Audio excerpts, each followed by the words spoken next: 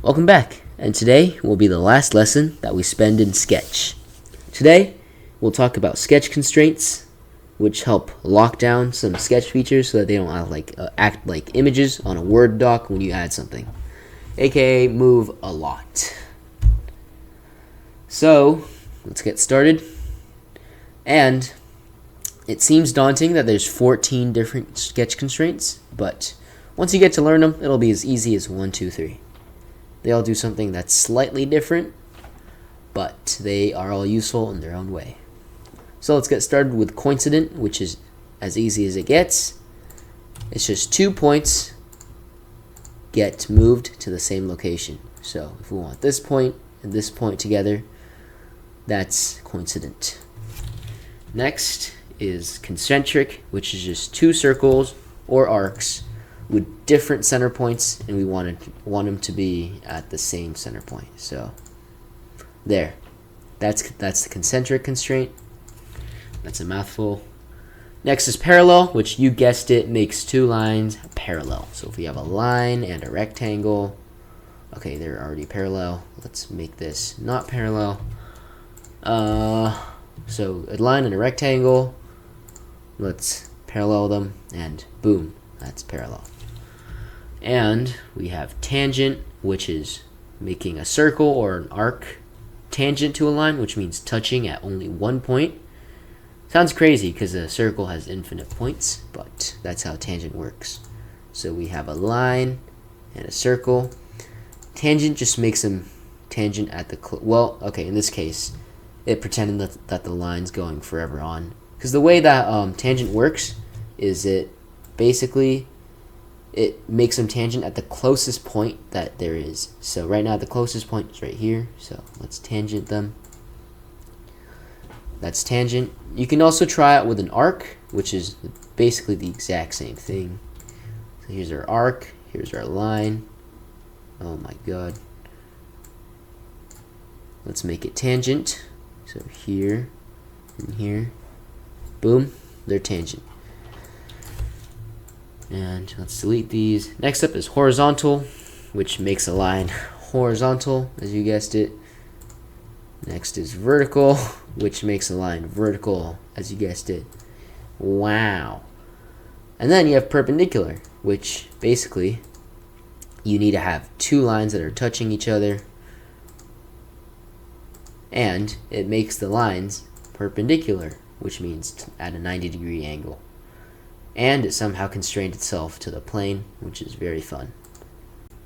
Next up is the equal constraint, which is not very useful. I don't think you should use it as a normal tool, but as a constraint, it will prevent a line from moving its distance too much. But dimension also does that, doesn't it?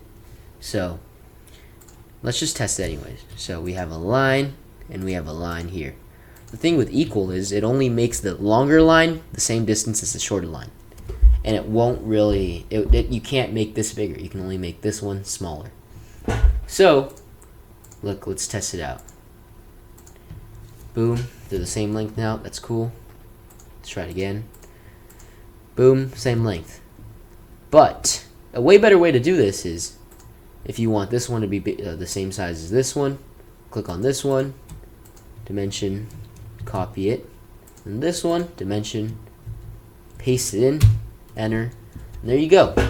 And since a dimension is also a constraint, anything you do won't make this bigger or smaller because it's locked to this dimension that you gave it.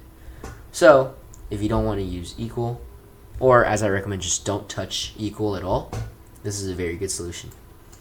So let's get out of that. Next up is midpoint. Very simple. You have a line, you have a point on that line, midpoint, line, and point. Now it's a midpoint. Woohoo! Next up is the normal tool, which is not very intuitive, but, well, the normal constraint. It's not very intuitive, but it is useful sometimes. It basically makes a circle and a line, or a tangent, or an arc. It makes the circle or arc perpendicular to the line. And it's hard to imagine because a circle has infinite points. But basically, you're imagining a tangent point of a tangent line and circle, and you're making this line perpendicular to that line.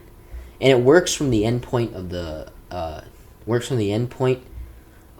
the line that you want to make normal to the circle. So it moves the circle, not the line. Let's go line and circle. You see? Now it's perpendicular. So if we, let's just dimension this to make it, let's say, oh, that's not good. Let's just dimension it like that, and oh, actually, that's interesting. Normal actually changes, it actually changes the size of your circle along with the size of your line, which is really cool and one that I just learned as of right now.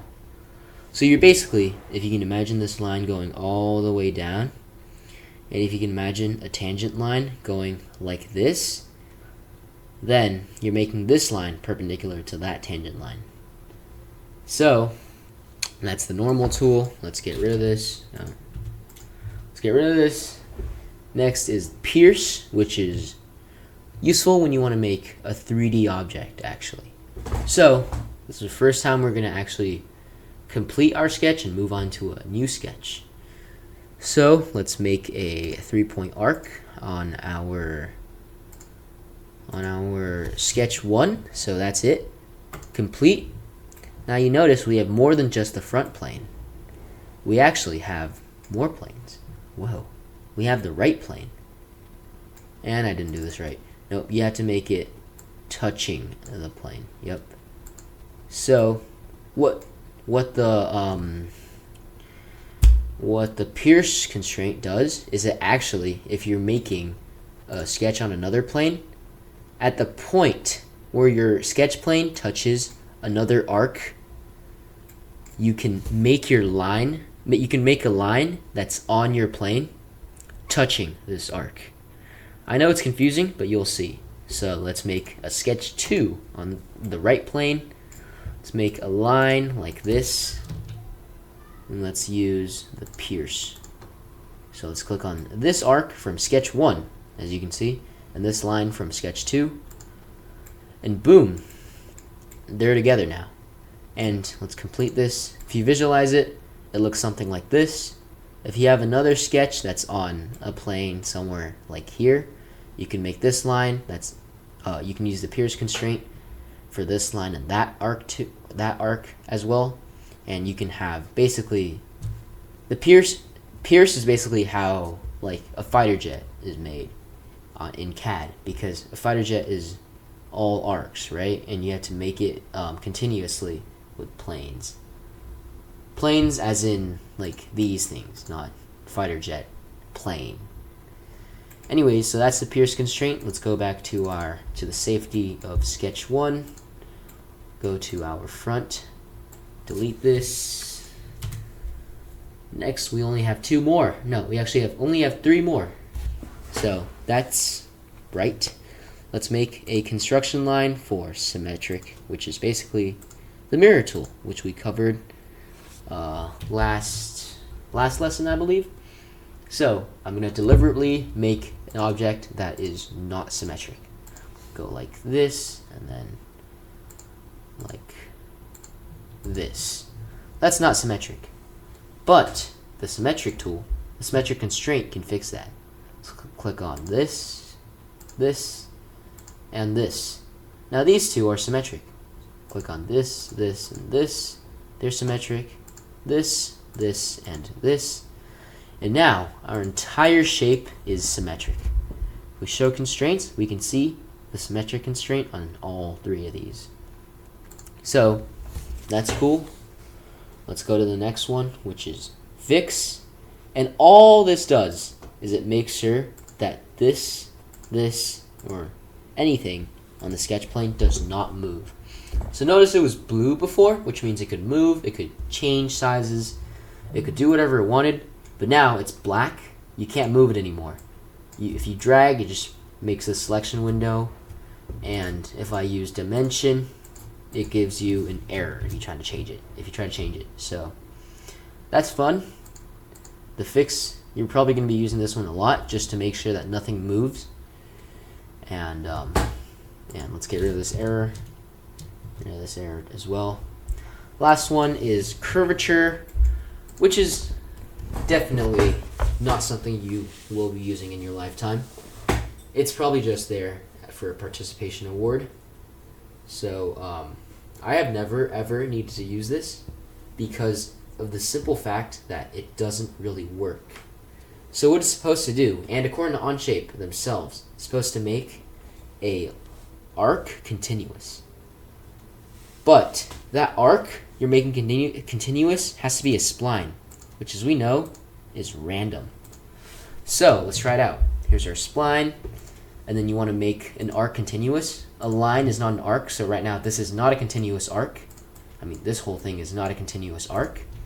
But apparently with the curvature constraint, now it is a continuous arc. But does this look continuous to you? Does it? If you can shift it around and it still will be a continuous arc, but this just looks like something that is just there to fill up a spot. What is this going to be used for? Anyway, maybe I just hate curvature. Alright, so that was the 14 constraints in Onshape. I hope you enjoyed our series of How to Onshape 101. It's not over, it's just we're done with Sketch.